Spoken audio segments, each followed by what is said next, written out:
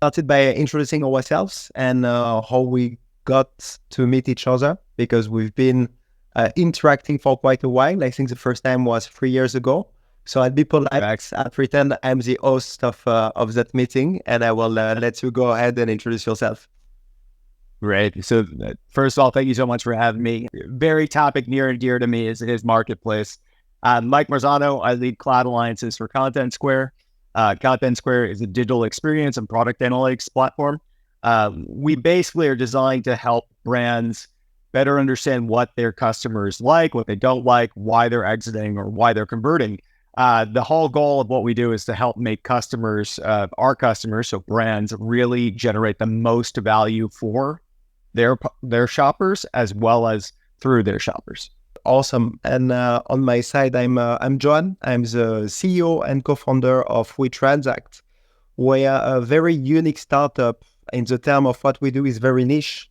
What we do is we help software companies like Contentsquare, to many extents, to publish and to sell on cloud marketplace with a huge focus and only focus on the Microsoft marketplaces. I think the idea of the call today and the recording is to give people a bit of an overview of our respective story. How do we see marketplace playing a bigger and bigger roles in our lives, and how do we leverage it on a day-to-day fashion? But before that, I think it would be fun that we discuss how we met and how we started working together, because obviously it's a marketplace-related topic. Would you like to start with that? And then I can give my perspective. Yeah, sure. So I joined Contentsquare in the springtime of 2021. What we were focused on at that time is really kicking off how we were engaging through co-sell and a complete, end-to-end partnership with Microsoft. Very early days for us in terms of identifying how to partner with somebody like Microsoft. Previously, obviously, we are a digital native. We're a software company. We've been hosted on a cloud service provider for entire existence, but we had never really leaned into what can that model be if you're going more than just a vendor relationship. So thankfully, the people before me and including my boss, really started the process of saying, we should be partnering with Microsoft. There's a really great overlap with our customer base, which is 40% retail. There's a really great opportunity, within areas such as marketplace, which at that point was, I would say, relatively new. And what we wanted to do at that point is to really, get started with the marketplace. So really tap into everything from a co-sell perspective, which, at that point, marketplace was still a pretty nice to have, I would say, when it came to the Microsoft program. And so we met because I came in, my background thoroughly within the co-sell area of Microsoft. We came together. You helped us end-to-end get our first Microsoft marketplace listing for both Azure Marketplace as well as AppSource, and helped us, from that first, listing through the first offer, through the second offer, which is a huge one I'll talk about in a little bit. But you were just there, to really help us get everything done, which, needless to say, there's a lot to get done. Yeah, and it was pretty fun to give and to add upon the context that you give. I think it's important to explain that I was a Microsoft employee. I was working in Microsoft engineering at the time, and we had a nomination process in place. So we had a team that would collect nomination coming from Microsoft sellers that would tell this customer deserve good attention, would like to involve the engineers and a specific and dedicated team that would help them on technical challenge, but also marketplace challenge at the time. So I remember when you guys came, it was a big deal for Microsoft. I think it was around the time where you did your Series D or E. I don't remember the correct letter, but I think you're right. Like a huge amount of money back in the day, which was 190 million. So I remember there was a lot of noise around Contentsquare when you came along. You got tagged as a very important customer to make happy. So it was a bit of pressure when you guys came in, but you turned out to be very nice. Yourself and the team, at the time, Chris and Anna, was a pleasure to be working with you. So yeah, I look with this memory, with fond of memories. It was a fun time to be working with you. That's a good expectation to hold up here. So, needless to say, we're connecting here today because, we've stayed connected, right? And, kind of thinking through not just what we've done through the marketplace, but of course now what you're helping other ISVs do through the marketplace. And it's such an important piece, I would say, for our journey that I try to evangelize as much as I can. So I'm evangelizing folks like yourself who are helping companies make that easier ultimately, because I said it before, there's tons of stuff that goes into this. When you're able to simplify that path to getting on marketplace, that's one of the biggest hurdles that I would say most businesses face in terms of getting into this new model of selling and approaching customers. 100%. So I think we make it crisp from the beginning for our audience to understand why it's important to consider marketplace by discussing some of the immediate value that we see on the marketplace. And for that, I really like examples and story. I think they bring more depth and makes it more vivid for anybody to understand why it's important and how it can be used. And I know that back in the days, I think you were still early on the marketplace game. You went very fast, but you had the opportunity to strike a massive deals with some of the leading luxury brands. And I think it would be great if we discuss how that deal was architected and also deep dive on why the marketplace made it possible and why it was a differentiated value for Contentsquare back in the day. And based on that, we can elaborate more on the value proposition and also be very transparent about what's not working and the frictions that can come along the way. 100%. So I would say if we kind of take that setup and take one step back, one of the things that we look at when it comes to the marketplace, and we Contentsquare historically have focused on enterprise customers. So, enterprise retail, enterprise banking. I mentioned earlier about 40% of our customer base is in luxury and retail. These customers are entering into, and the rate of growth on this from Microsoft's perspective is huge. Over quarter is MACC agreements, or they've agreed to consume a certain amount of spend through their Microsoft Azure contract over a period of time. They do that obviously to negotiate the best rate. Contentsquare, we do this, right? Any technology company probably does this as well. It's really you're building the bones of how you deliver your digital product, but there are so many benefits baked into that by looking at the marketplace. And so that was our initial vision. If we're selling to these really massive companies, we know that these companies either are already entering into these MACC agreements or they're eyeballing one, right? And this is a huge priority for Microsoft, the big priority for our customers. How are we going to save and optimize, our spend? Contentsquare, that really was the connective tissue and the light bulb for us to say, this is a really great opportunity for us. We're early though.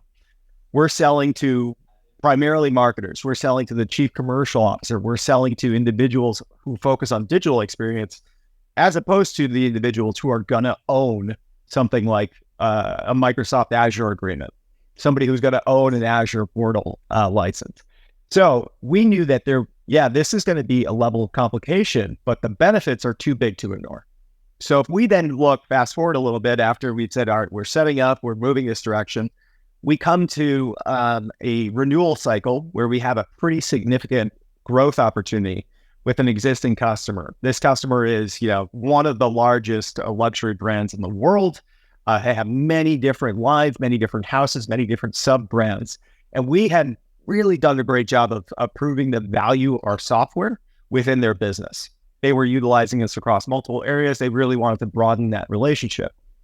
It just so happened that during this exact same period of time, they were negotiating a, massive MACC agreement. So I'm talking about, tens of millions of dollars, $100 million plus dollars. I just think, Mike, just to make it very, very clear, because we're very familiar with that word and the terminology of Microsoft. But to put it very simply, a MACC agreement is a spend commitment. One company would agree with Microsoft in order to get discounts often on a product that is named Azure. And this spend commitment can be used in two ways. Either you use it to buy Microsoft products, or either you buy, and you're coming to that point, solutions that are listed on the marketplace. So this dedicated budget can be used to the purchase of solution. And I think that's where you're heading next. But just before that, one thing that it's important to note is a MACC has a start date and that they have a end date. So this money is owed to be spent. Sometimes you get like magic happening. Companies are late and they're looking at the marketplace because they need to action that budget very, very fast. But please carry on with your example. No. Very interesting.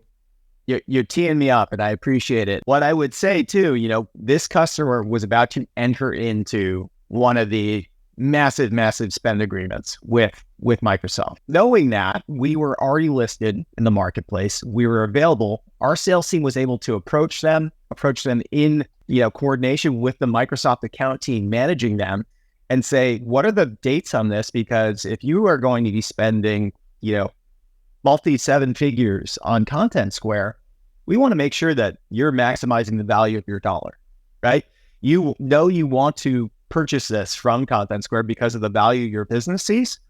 If we can work with you and work with Microsoft and get the timing right, we can actually do this through the marketplace. It's going to be all MACC eligible spend. It's going to go against what you're going to need to spend, and it's going to help you as a customer who's negotiating a MACC agreement and negotiating the best preferred rates on that. If you can bake in additional volume of spend from Contentsquare, that's really fantastic because you are then able to maybe potentially drive up. So, if you were talking about those magic moments, right? Beginning of an agreement, if you are in the right place, you can help ensure that you're helping that customer, optimize their rate, optimize their spend. At the end of agreements, the same thing. And really thinking about this in terms of how do you have that three-party win? Obviously, Contentsquare, we want to be able to sell products. Of course, every company does. But if you can maximize the customer benefits of doing that, you're maximizing Microsoft's benefits by saying, yeah, you're helping the customer optimize their spend. You're ensuring that they're getting the most value for their dollar. Everybody's happy. So that specific deal, that was our second deal that we had done through the marketplace. And it to date is the largest one we've done through the marketplace. We've had a couple come close, but this has been a scenario where not only were we initially putting in a several seven-figure deal into the marketplace, but we've since grown that by $3 million just in terms of additional growth, going from that original agreement, adding additional lines. It has proven to be such an easy and sustainable cycle that we've got a process now. We have literally a scenario that we just quickly can stream those things through. Customer is happy, we're happy, they're seeing all of their billing in one place. It truly is a win-win, and it's a story that we obviously want to be able to take and bring within Microsoft as being, hey, we at that point, we're a new partner to them. Yeah, they knew of us in France because we were a pretty substantial software company in France, but Microsoft globally, this put us on their map, right? All of a sudden, we're a company who is leaning into marketplace. We're selling to, people in digital experience and CMO, people they aren't particularly strong with. Microsoft has a saying, different rooms of the retailer's house or the specific industry house. We offer an introduction and a foot in the door into the CMO's room of the house. And that really was a story that we were able to take, press the importance of that with our customer, press the importance of that with Microsoft, and really then sell that internally to our sellers to say, look what we were able to do with a massive renewal that we were able to grow. We've continued to grow through the marketplace. I think there's two immediate takeaway to what you said. First is that you did something that is pretty unique and that we often see our customer struggling with it. See, when you speak about the MACC, everybody has a tendency to say, okay, I want to target customers that have a MACC now. I don't care about the rest. I want them to be able to spend their budget now. And you highlighted something that is very important is if you want to build a joint selling offering with Microsoft, it's actually better to come before the MACC is discussed. Yes. So if you have enterprise or big corporate in your prospect portfolio, and if they don't have a MACC, that's maybe an even bigger opportunity to be working with Microsoft, because they're very likely to be discussing that spend agreement with that given customer. So that's spot on, 100%. And second, before we get in the deep dive in your relationship with Microsoft and how it got better, I think you had found the narrative that would work in the partnership. What is your better together? You said we, Contentsquare, speak to different personas at Microsoft is actually speaking to. If we merge our workforce, we are able to cover all that range of persona and really address the need of our customer in a holistic fashion by leveraging, for instance, the marketplace and merging everything within one single invoice. I think that's top-notch. Before we deep dive on the beautiful story with Microsoft, should we share a bit about the bad and the ugly experience that you share in the marketplace? I think that part is often we get like the shiny marketing materials about the opportunity. The truth is there are also some operational friction, and I'm very curious to know what have been yours in this journey getting first deals. Yeah, I would say, even though there are companies in the security space, company in the, SaaS, cloud, spend management space that had been in the marketplace for some time, I consider where we were relatively early adopters when it comes to it. Like, obviously we're selling a different persona. Companies I think now are still kind of getting into it. Obviously there's a big push around it. It's not perfect, right? There are a lot of scenarios where the type of SaaS that we're selling, especially when we're utilizing an entirely private offer, it's still that very engaged, very consultative sale process that we're working with for our customers.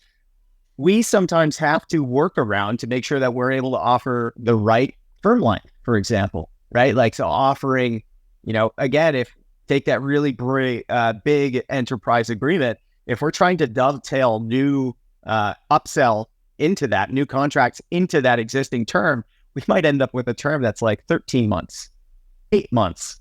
That is not a standard. So one of the key things I would say is some of the flexibilities that weren't there in the beginning are getting to be there, and tools that help manage that are really essential. Other pieces, ease of use for our customer.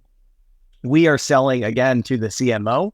We've had to really work to help craft the message that our buyer is going to bring to the business. What is the value of us doing this? Who should they be speaking with internally? If the CIO owns or the CTO owns the Microsoft relationship, is there somebody in between who understands the cost dynamics, right? Somebody in procurement.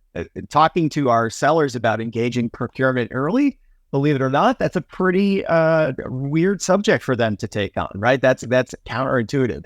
So we've had to learn some of the new processes that are going to help us, especially on these big deals. We also lean more into Microsoft, right? And I would say in the past 3 years, Microsoft has really started to lean heavily into this. Marketplace is a really big priority for them. And I think that they are investing in internal training, onboarding, trying to help their own sellers and their own account teams understand more about not just getting a customer into the marketplace, right? It's about helping the customer into the marketplace. It's about helping a SaaS sellers like myself really craft an approach and identify areas where we can improve the process for the customer. Yeah, 200%. It's looking back, it's funny because it's true that when you came to play with the marketplace, you were really in the early days, and it was still not something that people knew a lot within Microsoft. So I remember common feedback coming from software companies telling like the opportunity is huge, but nobody knows really how to execute around that. So that was a challenge. But Microsoft, in waves, as they often do, like every year is a new wave. And we're looking at next wave starting this July. They put effort in and they really readjust the strategy. And it often comes with targets that are being changed, like the way they were approaching doing business with software company really evolved. Before you could do business pretty much with Microsoft with no rules, and it was a bit chaotic. Now I can say it, I'm from the outside, so nobody will blame me. But now they really structured it in the marketplace first scenario. Company needs to be on the marketplace and needs to adapt a better together approach with Microsoft in order to do joint selling. I believe process-wise, it has some cons because it can be a bit heavy, but on a business and ROI perspective, it makes much more sense, and we see more and more success stories at scale. So, having said that, how did this initial success change your life in your relationship with Microsoft? Yeah, I mentioned it, earlier. We are, I would say, not to detract from anything our teams in France do, right? Like, they have an amazing customer set. They have a really great talented sales force and approaching customers, but we're much more of a noted and known brand of software in France than we are in the rest of the world. This is, one of the biggest opportunities that Contentsquare has. It's not just, we want to move into the US market. We're pretty strong here. It's our, second biggest from a standpoint of where we've established the firmest footprint.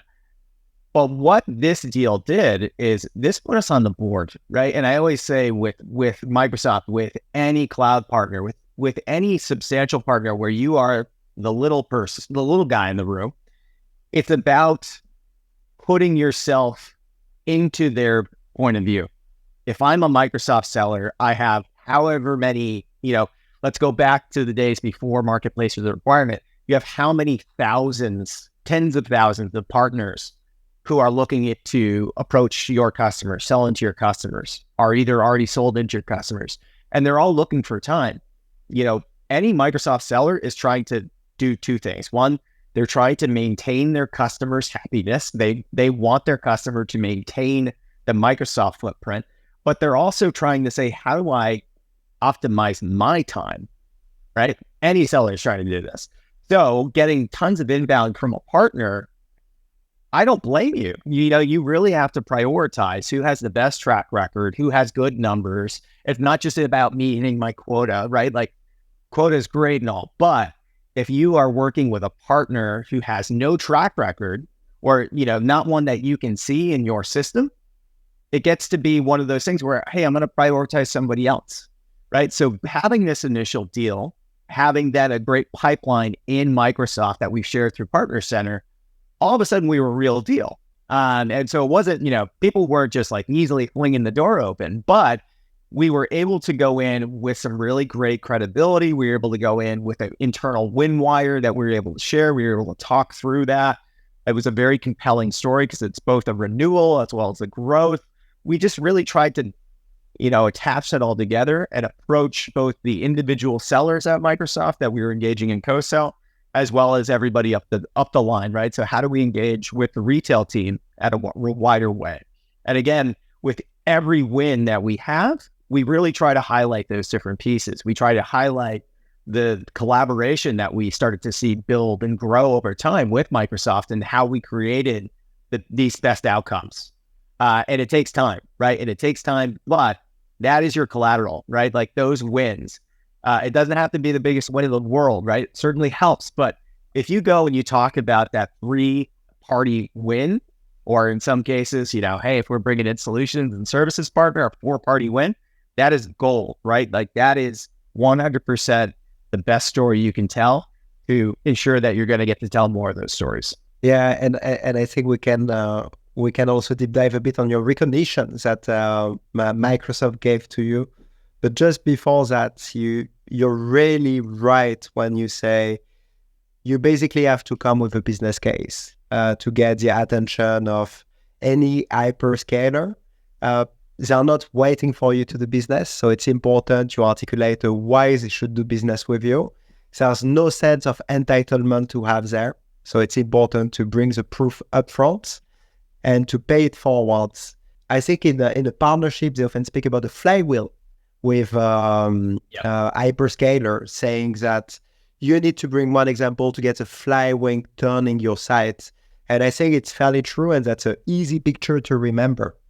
And I get offered this valid argument from a software company which says, if Microsoft doesn't come in and help me for a deal, why in the world I should be putting that deal on the marketplace? And I'll be very keen to get your perspective. But to us, we always answer this way, saying like, one, you need a business case. People are not waiting for you. And second, there's often generous set of incentive in doing that. Like something that we underestimate with Microsoft is they really push and drive the software company effort to do business on the marketplace. And the incentives are huge. I mean, benefiting from it ourselves, we see it as a huge revenue coming from us, and it should be a no-brainer for everyone. And I believe, point to Microsoft, they should advertise more. But in your case, were you ever in a situation where you had to put a deal by yourself on the marketplace without the help of Microsoft? And if yes, why did you so? Yeah, and I'm gonna answer. I wouldn't say it's the first question or the second question, but I'm gonna answer part of this. Like, if you're a SaaS company and you are questioning why go through the marketplace, right? Like, regardless. Okay, so Microsoft is helping you in a sales cycle. The marketplace could be at the end of that. I think now, the way their program is structured, that's the goal. But if you, as just a software company, you need to really take a look at the value of the marketplace. So obviously there are those MACC agreements that we talked about. That's a really compelling factor. Again, like cost optimization, ease of use too is a second one that maybe doesn't relate exactly to MACC, but going through a standard marketplace agreement, that's a lot less paperwork, a lot less review, right? So you're able to then show time to value, right? So you're installing faster as a result of having a shorter legal process because you're attaching into standard marketplace agreements. Cost optimization for that brand, right? Like all of these different things. But again, going back to MACC agreements and going back to these spend commitments, these are multi-year commitments, right? If you're trying to create a longer contract, this has a compelling component to it, right? As a seller. And we firmly see that data, right? So, if our standard is a 2-year agreement, we've seen longer agreement terms by utilizing Microsoft Marketplace and this MACC motion. The other component, so going back to being a seller and saying, why am I giving any credit to a team that had nothing involved, right? So quota retirement, marketplace, all of these different things. It's you got to pay it in, right? Like that's the thing I always say. And for our sellers, and I think it's really important for SaaS companies, is make sure you're not messing with their pay as a sales team, right? So like we don't charge our customers that 3% extra right now, right? Marketplace is early for us. It's early for our customers. We want to remove any blockers.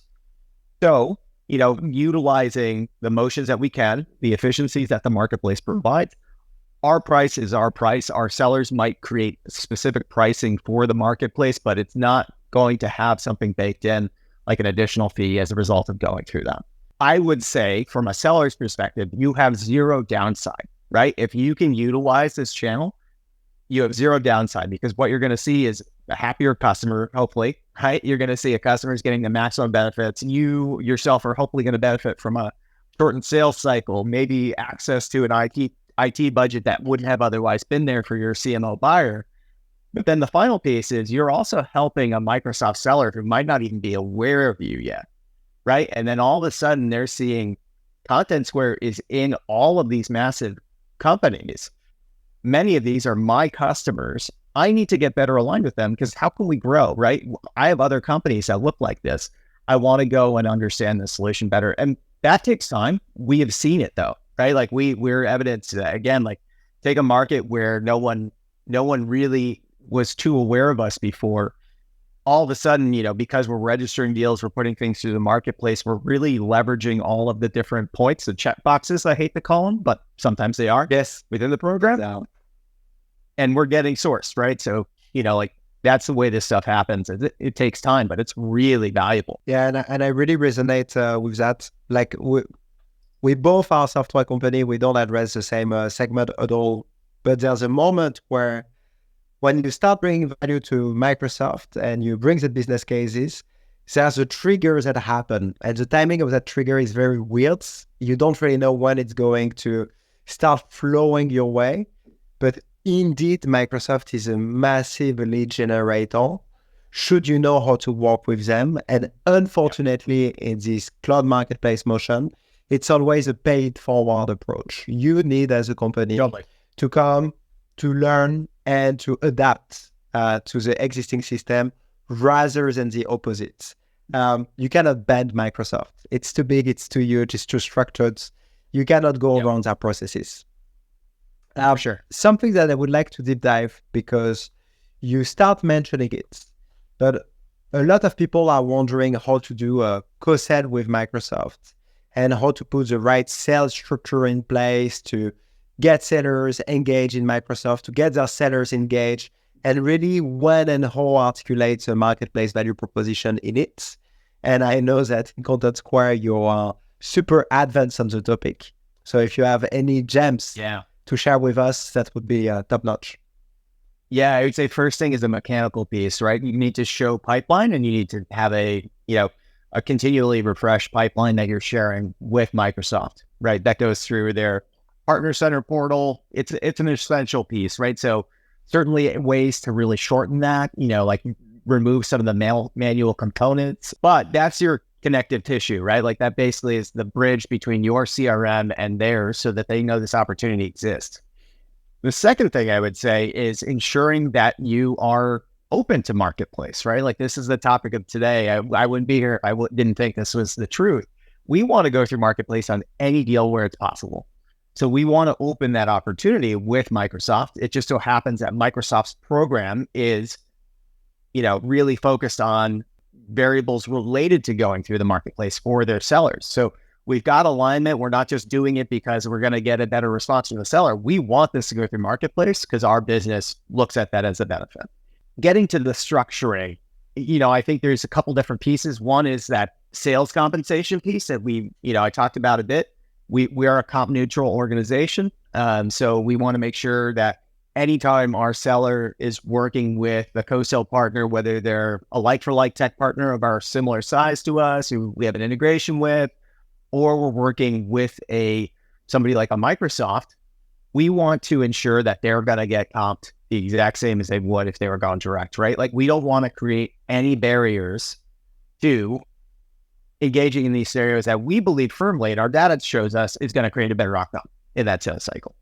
So that's the first piece. The second piece is we actually then, along with all of our enablement pieces that we do, we pretty often offer an additional spiff for deals above a certain size going through the marketplace. We will pay the seller an additional flat cash amount.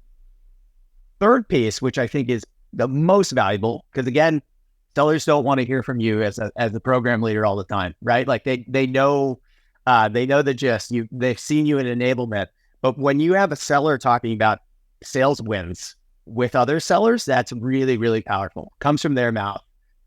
They'll talk about the good, the bad, the ugly, right, of the marketplace, and it firmly is all of those three things. But then using that to help each other to say, hey, I should actually go this route. I see that my counterpart did this in another region or on another account. I want to do this too. There's a sales incentive. All of the conditions are right. So it's about priming everything to ensure that you have the right conditions for co-sell. And then it's really about enablement, making sure you are the person who's keeping them up to date on what they should be doing, what's working well, new program details, keywords, scripts. I'm not really a huge fan of the scripted email. It doesn't necessarily work, but sometimes it's just like there's a couple keywords that are going to help you. And if you share these few details, this is going to help you earlier on. And so getting back to all of this, one of the key things, especially selling into the enterprise, that is super valuable for us is which accounts are managed by Microsoft. Which accounts do we know by having done a lot of engagements do in fact buy through the marketplace or have a high propensity to buy through the marketplace? And we map this data into our Salesforce. So a seller will be able to see that at an account level, will be able to report on that so that they can go look at their pipeline and say, oh, these customers, they buy through the marketplace. So even if our buyer doesn't know they buy through the marketplace, we can engage with them and say, hey, actually, we know through our partnership that this is an avenue for you. Here are all the benefits you could receive. And so we try to have those conversations as early as our stage 2. We've got some pipeline rules. Before you go to stage 3, if you're a certain value, you have to do these different engagements. But it's about engaging with the customer and sometimes educating them, as well as engaging with Microsoft, right? So being open to marketplace, giving them information and saying, hey, how can we craft this? Like, what sort of timing components do we have, right? Are we in one of those magic moments that this is going to benefit, where we know they want the value of our software? How do we maximize the value of the financial component for them? 200%. Really, what you're saying brings one truth, which is this cloud marketplace in general. It's not your typical marketing. It's a completely different go-to-market of a new kinds. If you look at it, you have to put a new system, you have to put new consideration, and often it involves cross-department and cross-organization, because it's not only marketing you're going to do on one side, it's sales organization, sales ops. So there's a lot to consider on that front, and there are also a lot of information to digest. And making this link in between, for instance, finding who are the managed account of Microsoft, making sure this information flow into Salesforce so your sellers know about it and they think about Microsoft in a programmatic ways.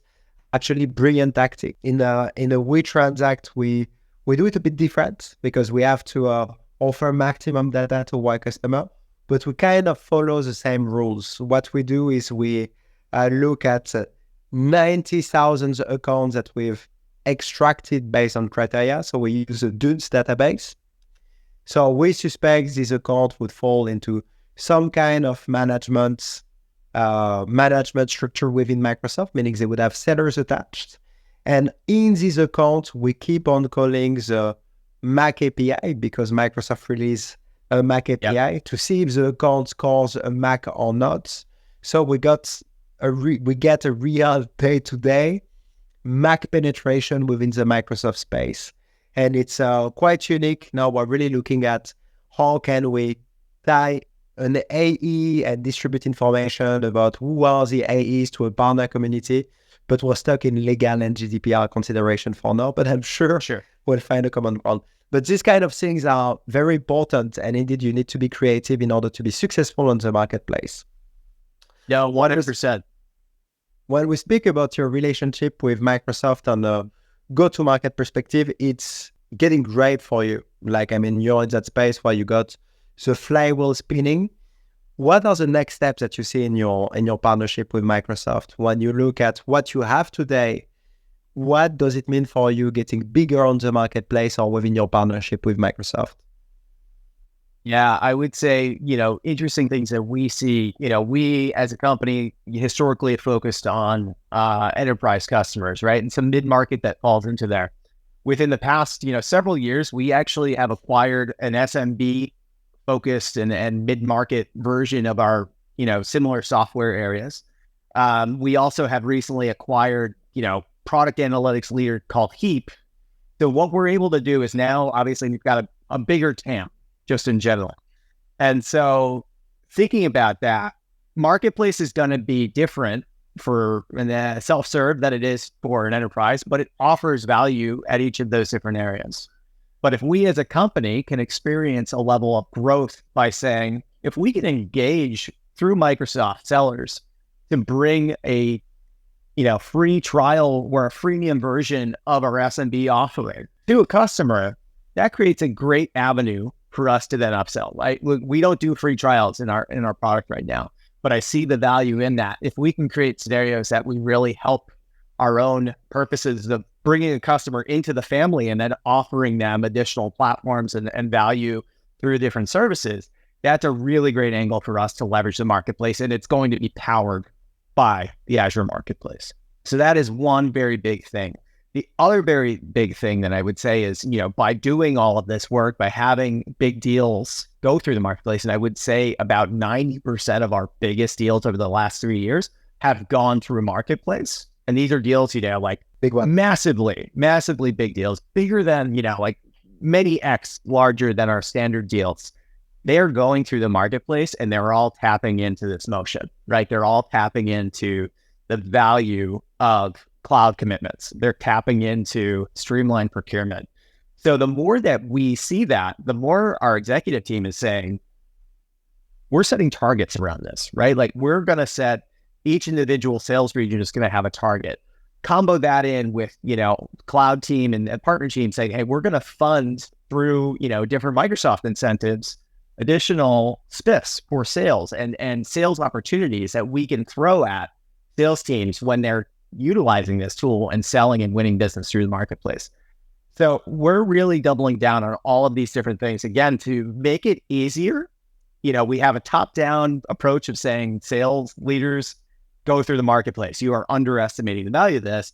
Bottom-up approach of saying, hey, I used the marketplace. It was great. I got paid extra to do it. Customers happy, all of these different things. And meet in the middle, we're creating the best environment for it. We're trying to get more products in these different areas. So, our goal is to ultimately leverage the marketplace both for aiding existing sales cycles and then creating new ones if we're able to better engage at an earlier stage through free trials and other offers like that. And something you haven't mentioned, but yeah, historically you target enterprise and big corporates, but now that you have a bigger total addressable market, and maybe SMB start to be in scope, have you thought about the reseller? Because resellers are often something that is overlooked in marketplace when you have an active co-selling opportunity with Microsoft.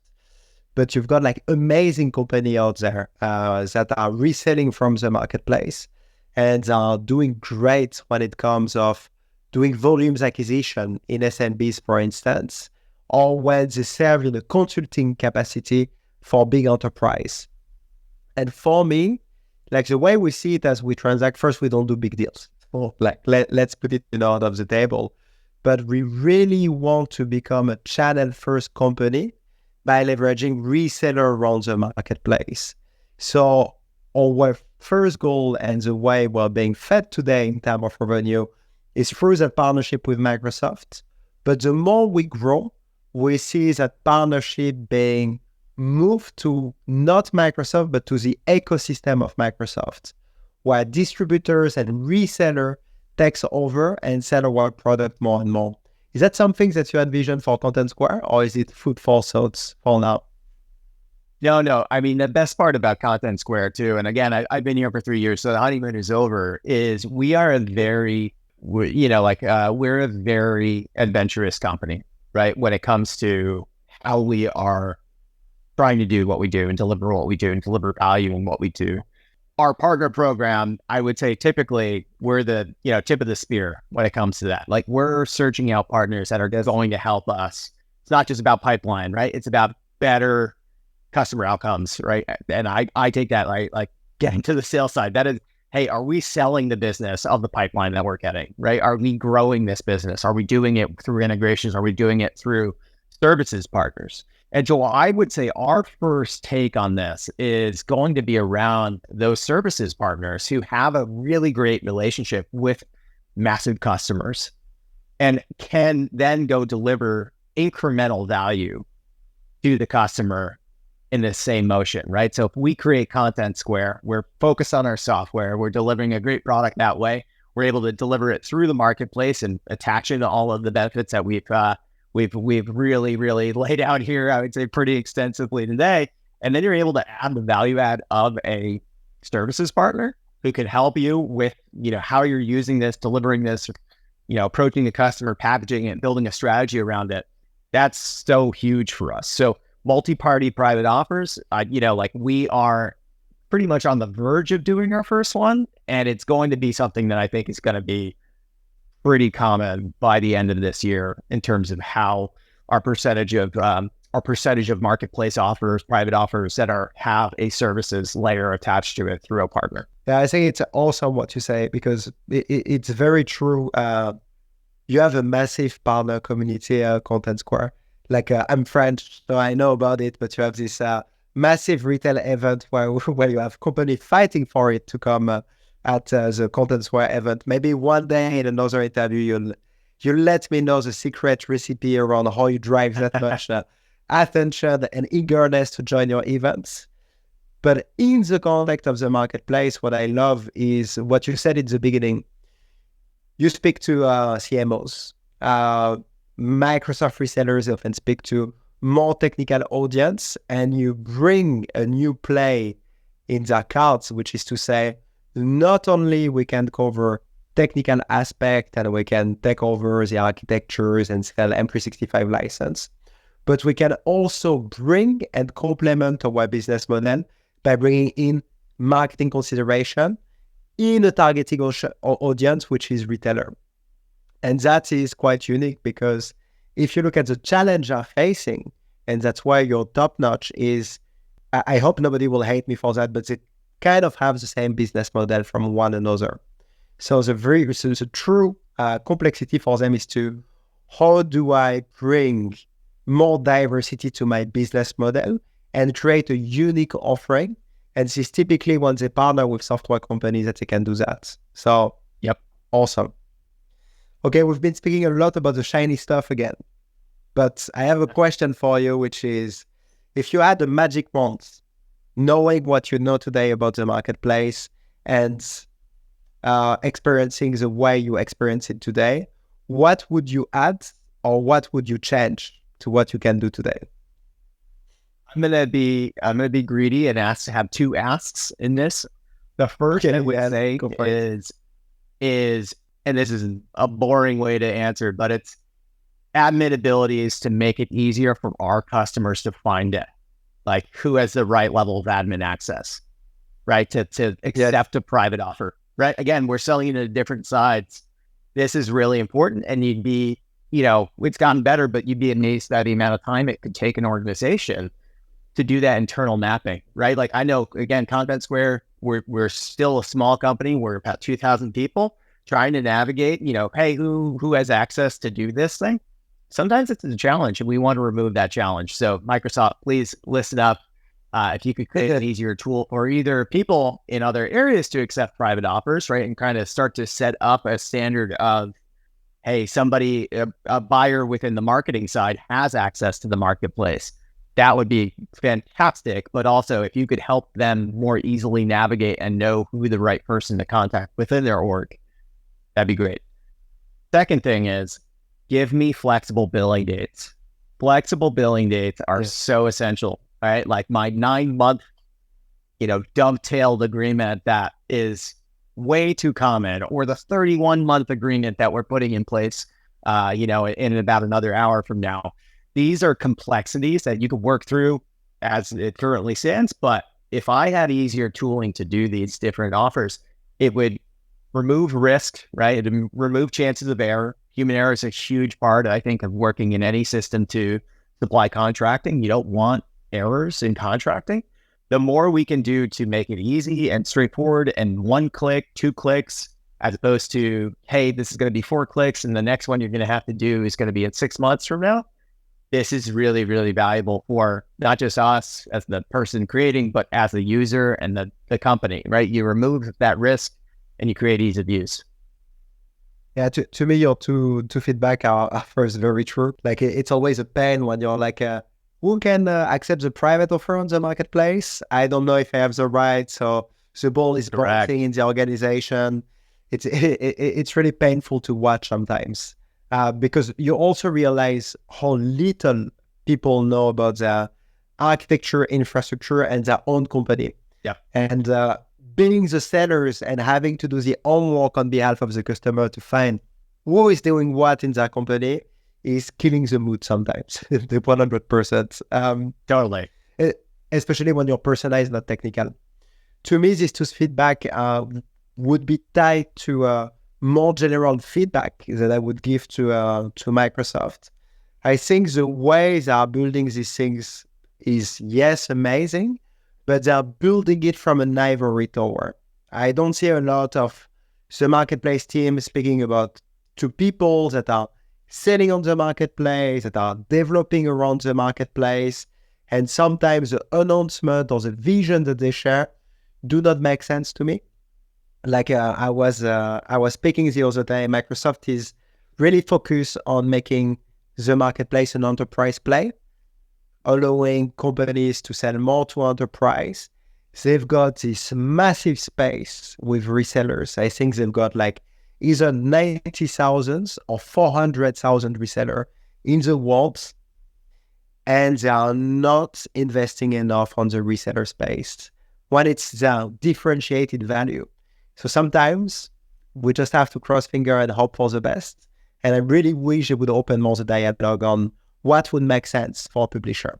And I don't know where this source their feedback at the moment. Yep. I think we are reaching time. There's a part, Mike, that we haven't really covered, which is the publishing process.